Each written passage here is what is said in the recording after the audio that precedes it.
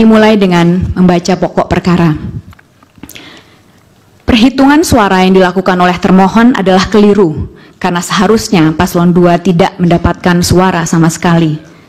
Hal ini dikarenakan suara paslon 2 diperoleh dengan melanggar asas-asas pelaksanaan pemilu sebagaimana diatur dalam pasal 22E ayat 1 Undang-Undang Dasar 1945 serta merusak integritas Pilpres 2024 dengan dua cara. Satu, melakukan pelanggaran yang bersifat TSM, dan kedua, melakukan pelanggaran prosedur pemilu. Bentuk pelanggaran yang bersifat TSM yang pemohon permasalahkan dalam permohonan akuo adalah nepotisme yang dilakukan oleh Presiden Joko Widodo yang kemudian melahirkan abuse of power secara terkoordinasi yang bertujuan untuk memenangkan pasangan calon nomor urut 2 dalam satu putaran pemilihan. Sedangkan pelanggaran prosedur pemilu yang dipersoalkan dalam permohonan ini adalah pelanggaran yang terjadi sebelum, pada saat, dan setelah penyelenggaraan Pilpres 2024. Sehubungan dengan pelanggaran TSM yang terjadi dalam Pilpres 2024, pemohon membaginya menjadi 5 bagian. Pertama, apakah Mahkamah Konstitusi berwenang untuk memeriksa pelanggaran TSM yang terjadi? Kedua, apa bentuk pelanggaran PSM yang terjadi dalam Pilpres 2024? Ketiga, bagaimana cara menyikapi pelanggaran TSM yang terjadi dalam Pilpres 2024? 4. Apa dampak dari pelanggaran TSM yang terjadi dalam Pilpres 2024 bagi perolehan suara paslon nomor 2? Yang kelima, apa dampak dari pelanggaran TSM berupa nepotisme yang dilakukan oleh Presiden Joko Widodo selama Pilpres 2024 bagi bangsa Indonesia? Pertanyaan pertama yang akan pemohon jawab sehubungan dengan pelanggaran TSM yang terjadi dalam Pilpres 2024 adalah apakah Mahkamah Konstitusi berwenang untuk memeriksa pelanggaran TSM yang terjadi?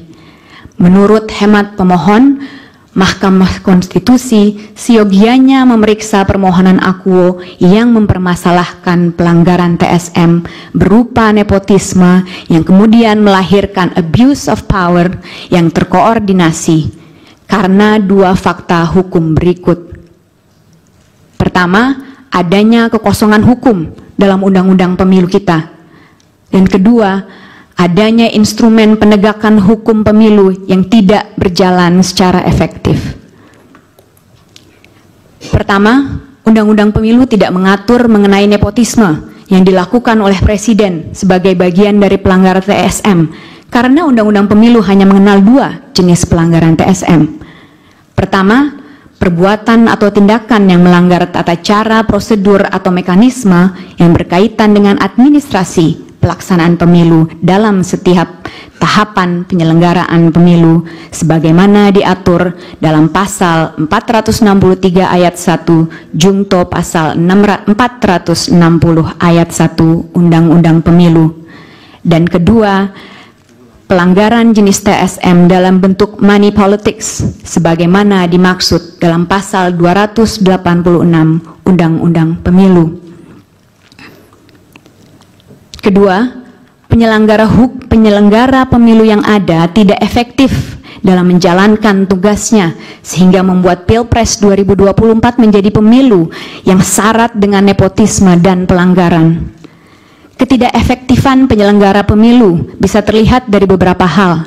Pertama, tidak independennya termohon, sebagaimana terbukti dari upaya termohon untuk memastikan diterimanya Gibran Rakabuming Raka sebagai kontestan dalam Pilpres 2024, mulai dari langsung menerapkan putusan Mahkamah Konstitusi nomor 90 tahun 2023 yang merupakan plurality decision, dan karenanya seyogianya dibaca menggunakan Marx Rule yang kali pertama dipertimbangkan dalam kasus Marx versus United States. Saya izin mengutip sedikit, Yang Mulia.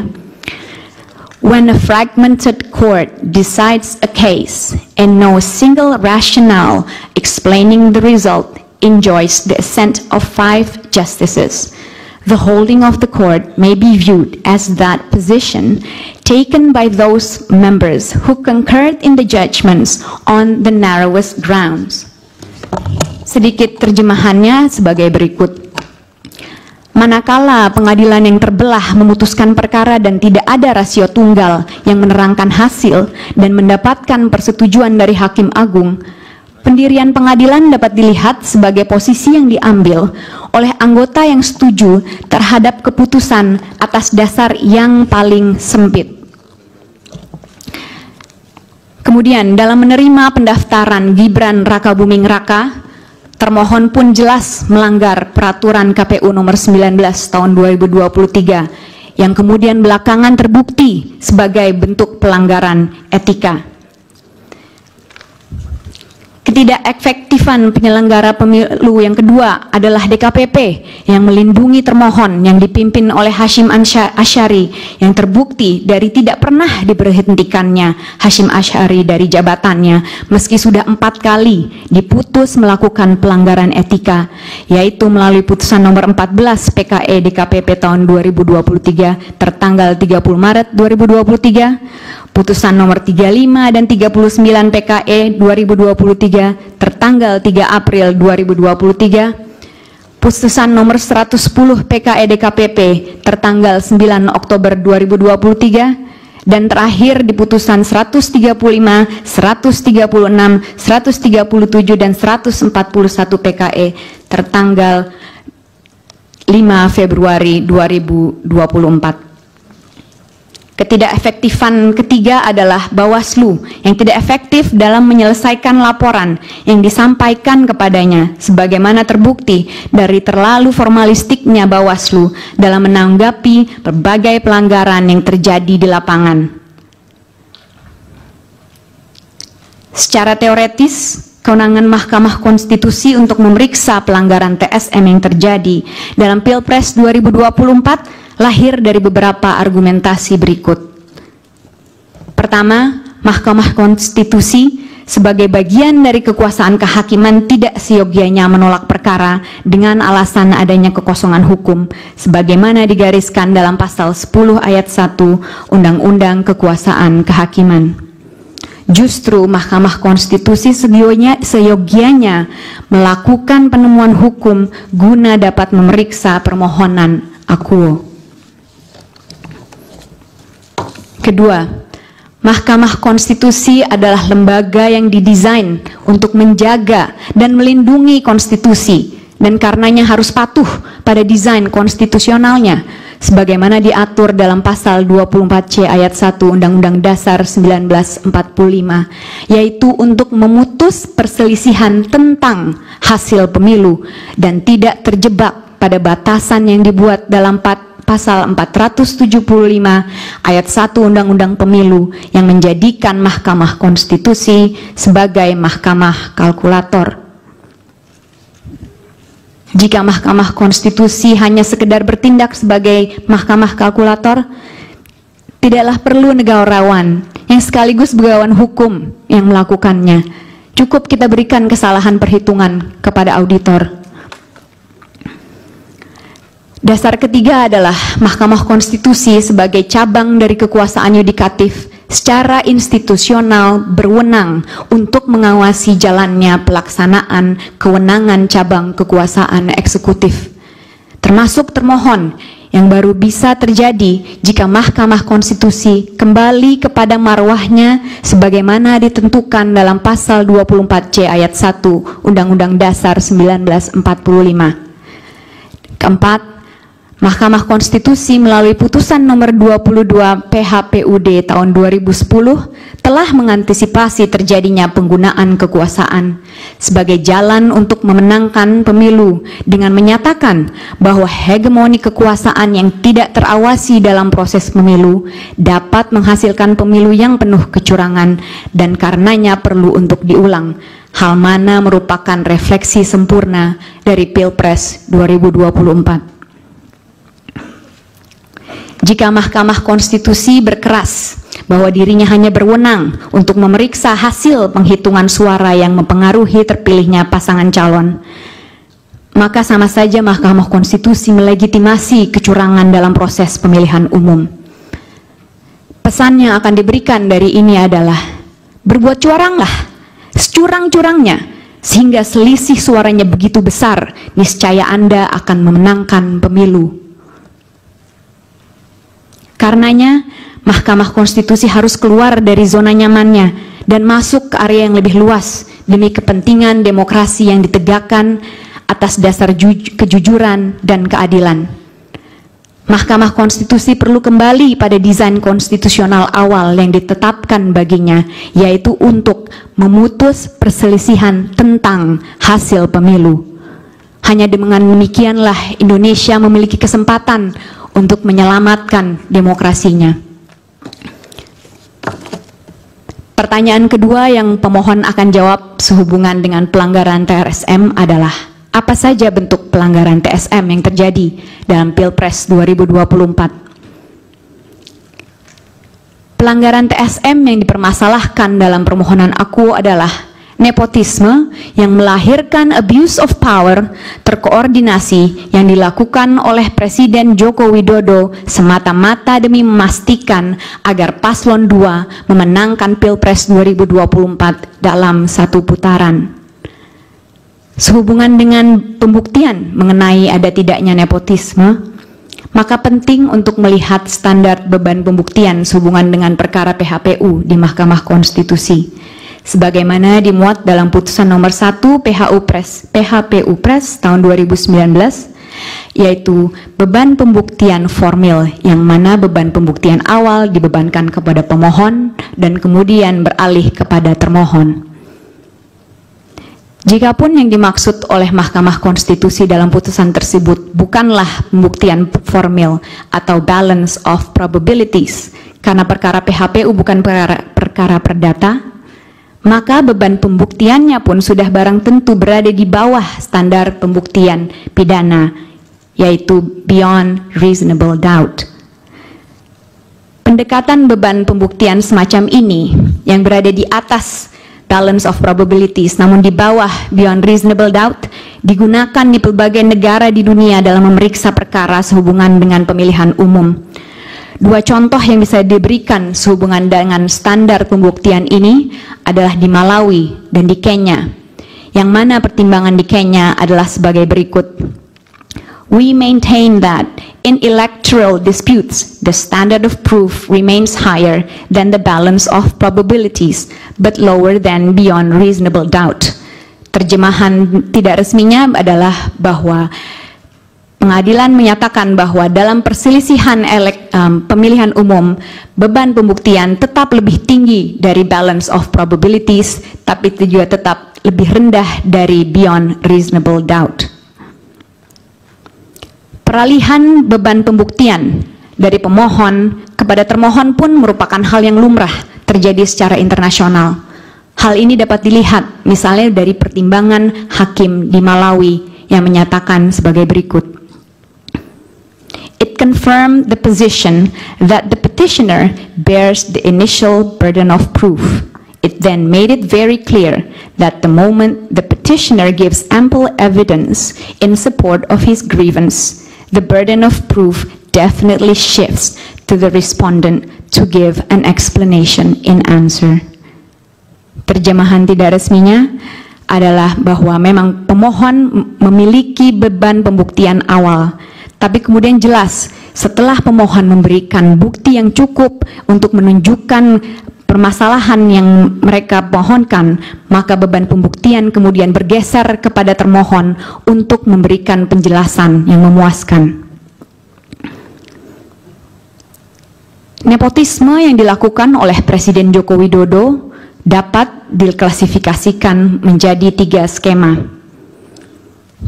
Skema pertama, nepotisme yang dilakukan guna memastikan Gibran Rakabuming Raka memiliki dasar untuk maju sebagai kontestan dalam Pilpres 2024, yang dimulai dari dimajukannya Gibran Rakabuming Raka sebagai calon wali kota Surakarta. Lalu keikutsertaan Anwar Usman dalam perkara nomor 90 tahun 2023 sampai dengan digunakannya termohon untuk menerima pendaftaran Gibran Rakabuming Raka yang mana keduanya akhirnya dinyatakan melanggar etika. Nepotisme kedua adalah nepotisme yang dilakukan guna menyiapkan jaringan yang diperlukan untuk mengatur jalannya Pilpres 2024 yang dimulai dengan dimajukannya orang-orang dekat Presiden Joko Widodo untuk memegang jabatan penting sehubungan dengan pelaksanaan Pilpres 2024, khususnya ratusan pejabat kepala daerah. Bentuk nepotisme yang ketiga adalah nepotisme yang dilakukan untuk memastikan agar paslon 2 memenangkan Pilpres 2024 dalam satu putaran yang dilakukan dengan berbagai cara, mengadakan pertemuan-pertemuan dengan berbagai pejabat di berbagai lini, mulai dari pemerintah pusat hingga pemerintah desa, yang kemudian dikombinasikan dengan politisasi bantuan sosial, sebagaimana terlihat dari aspek waktu pembagian, aspek jumlah yang dibagikan, aspek pembagi bantuan sosial, dan tentunya aspek penerima bantuan sosial. Pertanyaan ketiga yang akan pemohon jawab sehubungan dengan pelanggaran TSM adalah bagaimana cara menyikapi pelanggaran TSM yang terjadi dalam Pilpres 2024. Menurut hemat pemohon, nepotisme sebagai bentuk pelanggaran TSM tidaklah boleh ditoleransi sama sekali keberadaannya. Karena beberapa hal. Pertama, nepotisme melanggar asas pelaksanaan pemilu, khususnya asas bebas, jujur, dan adil, dan karenanya menghasilkan pemilu yang tidak berpegang pada nilai konstitusi. Padahal pemilu seyogianya berpegang pada nilai konstitusi agar dapat mencerminkan kehendak rakyat sebagaimana dipertimbangkan di berbagai negara. Di Malawi, dalam perkara Arthur Peter Mutharika and the Electoral Commission versus Saulos Klaus Chilima and Lazarus McCarthy Chakwera pada tahun 2020, terjadi juga di Zimbabwe dalam perkara Morgan Tsvangirai versus Robert Gabriel Mugabe and 3 others pada tahun 2013, dan juga terjadi di Austria dalam perkara di Mahkamah Konstitusi nomor WI 6 yang dilakukan pada tahun 2016. Penyebab kedua adalah Undang-Undang Pemilu mendesain dua jenis pelanggaran TSM, yaitu pelanggaran berdasarkan skala untuk pelanggaran administrasi pemilu dan pelanggaran berdasarkan jenis untuk money politics. Nepotisme seyogianya digolongkan sebagai bentuk pelanggaran terstruktur, sistematis, dan masif berdasarkan jenis, yang artinya keberadaannya sekecil apapun harus dilihat sebagai pelanggaran berjenis TSM karena akibat dan pelakunya yang menyerupai money politics. Ketiga, nepotisme yang dilakukan oleh Presiden Joko Widodo untuk memenangkan paslon 2 dalam satu putaran memiliki dampak yang sangat luas karena menimbulkan abuse of power yang terkoordinasi yang dilakukan oleh seluruh instrumen kekuasaan. Aparat penegak hukum dijadikan alat kampanye dan pengontrol massa. Kementerian dijadikan pembantu presiden untuk urusan pemenangan dengan diberikan target suara. Kepala daerah dijadikan tim pemenangan lokal yang mana penolakan akan berujung pada pencopotan atau penyidikan. Dan kepala desa pun dijadikan ujung tombak pengumpul suara, di mana masing-masing diberikan target bahwa paslon 2 harus mendapatkan lebih dari 50% suara. Jika tidak, maka bantuan sosial tidak disalurkan dan aparat akan memproses mereka secara hukum. Pertanyaan keempat yang akan pemohon jawab adalah, apa dampak dari pelanggaran TSM yang terjadi pada Pilpres 2024 bagi perolehan suara paslon nomor 2? Dampak utama dari dilakukannya nepotisme yang kemudian melahirkan abuse of power terkoordinasi adalah melesatnya perolehan suara paslon 2 sehingga dapat memenangkan Pilpres 2024 dalam satu putaran. Model penggunaan kekuasaan yang paling nyata adalah pembagian bantuan sosial oleh pemerintah yang menyasar masyarakat desa yang kemudian diatribusikan pada sosok pribadi Presiden Joko Widodo. Ada 3 hal mengenai ini yang ingin kami bahas lebih lanjut. Pertama, bantuan sosial yang diberikan secara spesifik menyasar masyarakat desa dengan memanfaatkan kepala desa yang menurut kajian Edward Aspinall dan Ward Berenschot sebagai penghubung antara masyarakat dengan negara yang bisa secara efektif mempengaruhi preferensi pilihan masyarakat desa. Hal ini dibuktikan lebih lanjut melalui survei LSI pasca Pilpres 2024. Hal kedua adalah bantuan sosial diatribusikan kepada sosok pribadi Presiden Joko Widodo, sebagaimana dinyatakan oleh Ketua Umum PAN yang merangkap sebagai Menteri Perdagangan Zulkifli Hasan maupun Ketua Umum Partai Golkar yang merangkap sebagai Menteri Koordinator Bidang Perekonomian Airlangga Hartarto. Hal ini seolah diafirmasi dengan pembagian bantuan sosial langsung oleh Presiden Joko Widodo di berbagai lokasi di seluruh penjuru Indonesia. Ketiga, pengatribusian Presiden Joko Widodo kepada paslon 2 yang terbukti dari pernyataan Ketua Umum PAN yang merangkap sebagai Menteri Perdagangan Zulkifli Hasan yang menyatakan bahwa program bantuan sosial berasal dari Presiden Joko Widodo dan karenanya perlu untuk memilih Gibran Rakabuming Raka selaku anak dari Presiden Joko Widodo, maupun pernyataan Gibran Rakabuming Raka untuk melanjutkan seluruh program Presiden Joko Widodo yang ada, termasuk bantuan sosial. Dengan pengatribusian ini, maka terjadi penjangkaran atau anchoring di benak masyarakat bahwa pasangan calon nomor 2 adalah pasangan calon yang dipilih oleh Presiden Joko Widodo, sebagaimana terbukti dari survei yang dilakukan Populi Center yang menemukan bahwa mayoritas responden atau sekitar 55,7% menilai paslon 2 paling mampu melanjutkan program Presiden Joko Widodo. Bahkan elektabilitas Prabowo Subianto meningkat dengan kehadiran Gibran Rakabuming Raka sebagai calon wakil presiden dari Prabowo Subianto.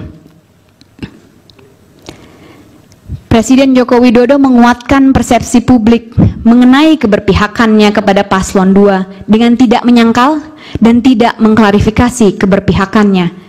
Bahkan Presiden Joko Widodo bersikeras bahwa ia berhak untuk berkampanye dan berpihak, sebagaimana disampaikannya pada tanggal 27 Januari 2024 saat sedang berdiri bersama dengan Prabowo Subianto.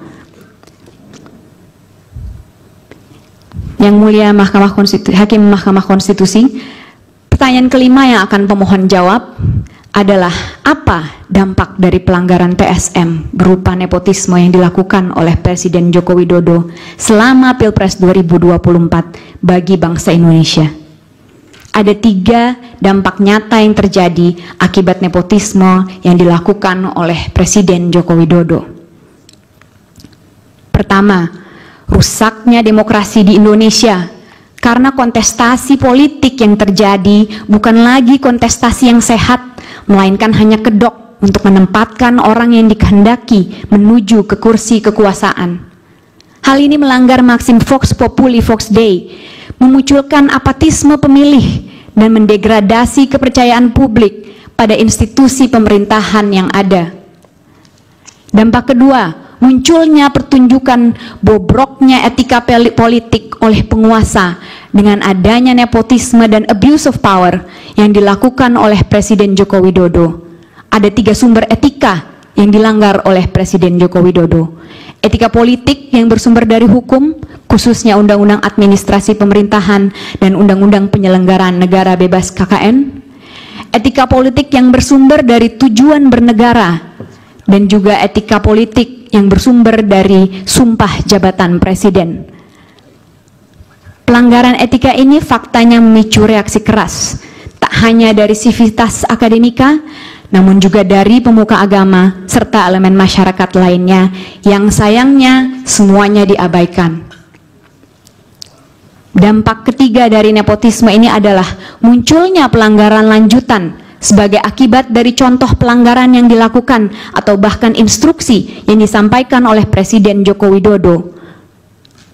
Abuse of power yang dilakukan selama Pilpres 2024 tersebar di hampir seluruh pelosok Indonesia, yang dilakukan oleh Polri, TNI, kementerian dan lembaga, pemerintah daerah, dan bahkan pemerintah desa. Hal ini sudah mendapatkan sorotan khusus dari Komnas HAM di dalam catatan Komnas HAM atas penyelenggaraan pemilu serentak 2024.